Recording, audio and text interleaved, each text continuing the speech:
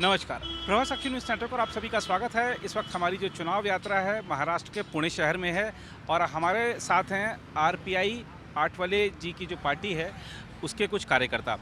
और हम आपको ये भी बता दें कि जो आरपीआई आठवले है वो बीजेपी यानी एनडीए के साथ मिलकर चुनाव लड़ रही है।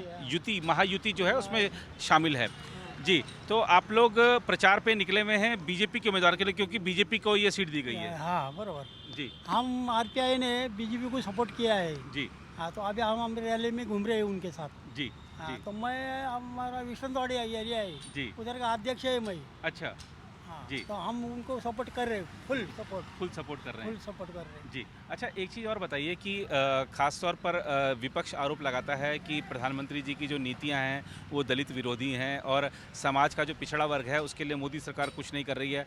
आपका क्या कहना है? देखो, अपना पांचों उंगली के सरीका नहीं है। जी हर एक प्रकार के हर एक तरह के लोग रहते। जी अभी उनको बात करेंगे तो उनका मुंह पकड़ सकते नहीं। जी जी तो अभी जो है वो 2 तारीख 1 तारीख को समझ जाएंगे उनको। जी जी जी हाँ, समझ जाएंगे जी रिपोर्ट। जी। तो ज़मीन पर जो आरपीआई आठवले जी की पार्टी है उसके जो कार्यकर्ता हैं पूरा बीजेपी के साथ मिलकर चुनाव लड़ रहे हैं। यस, ओके, हाँ। जी, लेकिन जो विपक्ष है वो भी तो जो इंडिया गठबंधन है वो भी मजबूती के साथ लड़ रहा है और कह रहा है कि हमारे पास समर्थन है। आपको क्या लगता है इस बार? वो तो आप वो अपने अपने बात करेंगे ही ना, जी अपने अपने हिसाब से। जी जो तो उम्मीदवार अपना अपना बोलेंगे जी ये हम नहीं क्या हमारा समर्थन है जी, इसका। जी। हम हमारा सपोर्ट इसके साथ ही है, बीजेपी गठबंधन को, बीजेपी गठबंधन में। महायुति को। और लगातार जो आरपीआई है वो बीजेपी के साथ गठबंधन 2014 से बना हुआ है।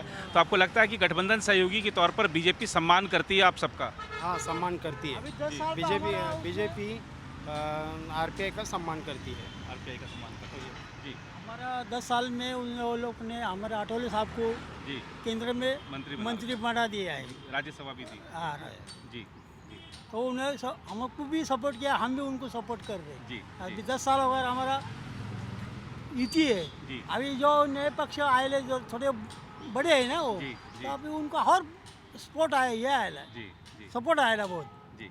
अच्छा, हमने सुना है कि थोड़ा गांव में नाराज़गी है, खासतौर पे जो बेचारे झोपड़पट्टी में रहते हैं या ऐसे पिछड़े इलाकों में रहते हैं उनमें थोड़ी नाराज़गी की सरकार ने उनके लिए कुछ नहीं किया। आपने बताया कि आप अभी वहाँ के अध्यक्ष हैं, क्या स्थिति है?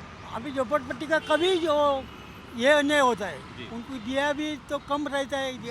नहीं दिया भी तो भी कम है। कम है। हाँ जी। झोपड़पट्टी का ये तो हमेशा चलते रहता है। जी जी अभी जी वो कैसा है, तो हर एक पक्ष का मानने वाले ये है। अभी हम आरपीआई वाले, हम भी झोपड़पट्टी स्लम एरिया में ही रहते हैं, जी जी लेकिन हमको जो पड़ता है वो हम लेते हैं ख्याल में, जी। बाकी छोड़ देते हैं। बाकी छोड़ हाँ, जो अपना काम होता है। अब केंद्र में हमारा मंत्री है तो हो जाता है। जी। केंद्र में कुछ ना कुछ तो भी आदमी ये मांगता है ना, मंत्री मांगता है ना, जी तो हमको बता देते हैं कि जी। बाबा ऐसा चल रहा है। जी। नए मंत्री रहेंगे तो हमको कुछ मालूम नहीं गिरते, जी जी इसलिए हम एक आदमी को तो ऊपर भेज दिए लाए, एक आदमी तो को हमको सपोर्ट कर रहे हैं। जी। और अभी चूँकि चुनाव है तो बीएसपी की प्रमुख है मायावती, उनके भतीजे आकाश आनंद, एक भीम आर्मी का चीफ चंद्रशेखर, ऐसे तमाम दलित नेता और भी उभर रहे हैं और वो भी बड़े बड़े वादे कर रहे हैं।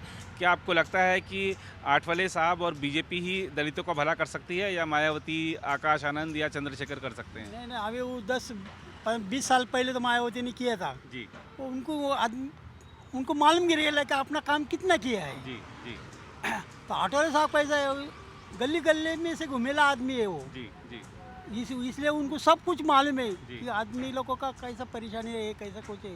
जी तो वो उनको क्या करे, हर लोग उनको चैलेंज कर जी। रहे, बोल रहे ऊपर है जी। लेकिन कुछ कर रहे नहीं। उनको मालूम है मैं क्या कर रहा है, जी सब वो अंदर से सब काम कर रहे हैं। समाज जी। कल्याण मंत्री है वो, जी जी तो को काम कर रहे हैं उधर। जी अभी कैसा है, हर एक पार्टी नया नया निकलता है, उसको क्या उनको क्या लगता जी। है हम भी कुछ तो भी बड़ा होने मांगते हैं। जी जी तो काम तो बताओ हाँ। तुम बड़ा हो जाएंगे ना। जी जी जी इसको टाइम लगता है, जी टाइम लगता है, सही टाइम बात। लगता है। भैया, इस चिलचिलाती धूप में, गर्मी में आप लोग पूरा स्कूटी से, बाइक से निकल रहे हैं, मतलब कड़ी मेहनत कर रहे हैं कि जो मोदी जी कह रहे हैं 400 पार हो तो हो जाए।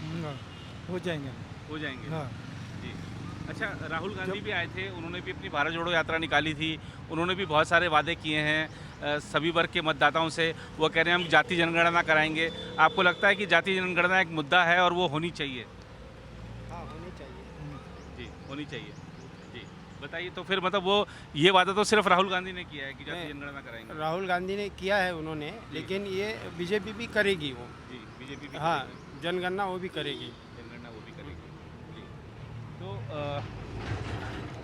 आपने इस रिपोर्ट में देखा कि किस तरीके से जो आरपीआई आठवले जी की पार्टी है उसके कार्यकर्ता, मैं आपको बता दूं पुणे में इस समय बड़ी गर्मी है, धूप है, और उस धूप के में भी उसकी परवाह नहीं करते हुए जो आरपीआई के जो कार्यकर्ता किस तरह से सड़कों पर निकलकर बीजेपी उम्मीदवार के लिए प्रचार कर रहे हैं, गाँव में जा रहे हैं, शहरों की गलियों में घूम रहे हैं, और आठवले साहब ने जो प्रतिबद्धता एनडीए में जाहिर की है उसके लिए उनके कार्यकर्ता परिश्रम कर रहे हैं, ये यहाँ पर सड़कों पर साफ देखा जा सकता है।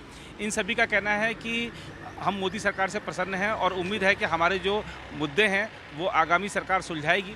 फिलहाल इस रिपोर्ट में इतना ही। कैमरामैन निहाल सिंह के साथ मैं नीरज कुमार दुबे, प्रभा साक्षी न्यूज़ नेटवर्क के लिए।